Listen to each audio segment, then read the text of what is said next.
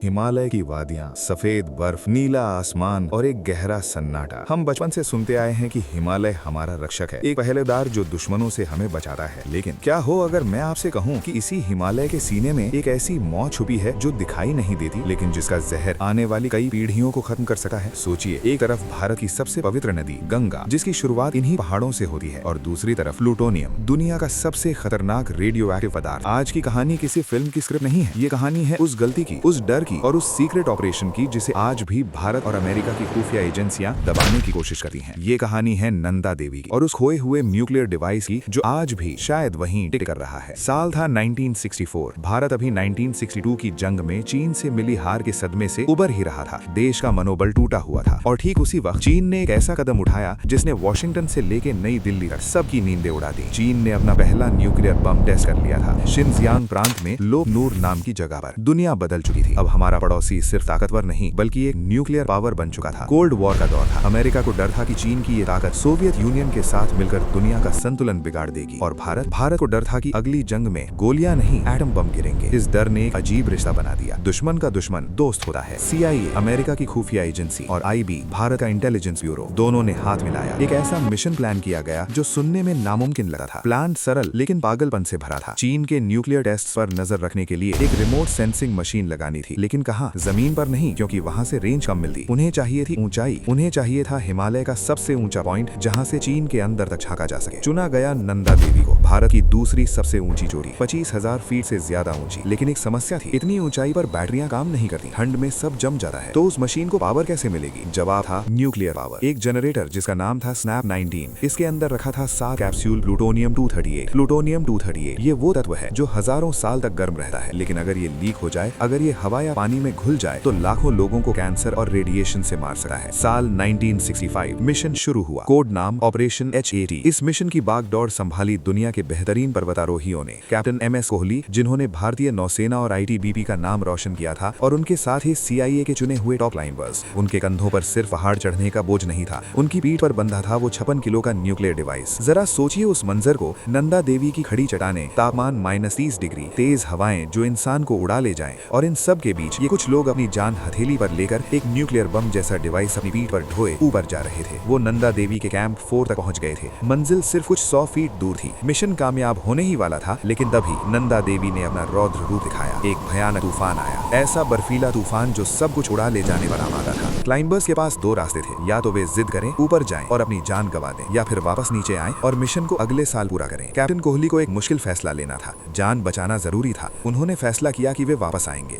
लेकिन वो 56 किलो का जनरेटर वापस नीचे लाना नामुमकिन था। तूफान सर पर था। उन्होंने फैसला किया कि उस न्यूक्लियर डिवाइस को वहीं कैंप 4 के पास एक चट्टान की ओट में सुरक्षित करके छोड़ दिया जाए। उन्होंने उसे रस्सियों से बांधा, पत्थरों से ढका और वहां से निकल गए, ये सोचकर कि अगले साल मौसम खुलते ही वे वापस आएंगे और इसे इंस्टॉल कर देंगे। ये शायद इतिहास की सबसे बड़ी गलती थी। 1 साल बीत गया। 1966 में मिशन दोबारा शुरू हुआ। क्लाइंबर्स वापस नंदा देवी पर गए। मौसम साफ था, हौसले बुलंद थे। वे उसी जगह पहुंचे जहां उन्होंने वो डिवाइस छिपाया था, लेकिन जब वे वहां पहुंचे तो उनके पैरों तले जमीन खिसक गई। वहां कुछ नहीं था, न वो जनरेटर, न वो रस्सी, न वो प्लूटोनियम के कैप्सूल, सिर्फ बर्फ थी और खामोशी। वो डिवाइस गायब हो चुका था। CIA और IB के होश उड़ गए। कैसे? इतना भारी डिवाइस हवा में तो नहीं उड़ सका। जवाब था एवलांच। शायद सर्दियों में हुए किसी भारी भूस्खलन ने उस डिवाइस को वहां से गिरा दिया था, लेकिन गिरा तो कहां गया? नंदा देवी के नीचे नंदा देवी ग्लेशियर है, और ये ग्लेशियर पिघलकर बनता है ऋषि गंगा नदी, और ऋषि गंगा आगे जाकर मिलती है गंगा में।